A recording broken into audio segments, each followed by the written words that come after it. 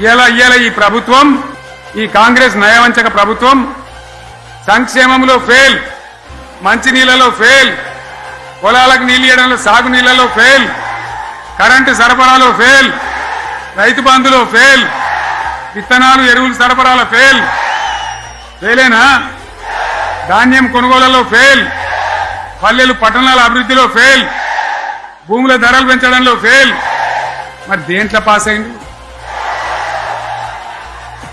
ఎటుపడితే అటు ఒర్రుడు, దేవుళ్ళ మీద ఒట్లు పెట్టుడు, అబద్ధ వాగ్దానాలు చేసుడు, 20-30% కమిషన్లు తీసుకున్నాడు, సంచులు నింపుడు, సంచులు మోసుడు.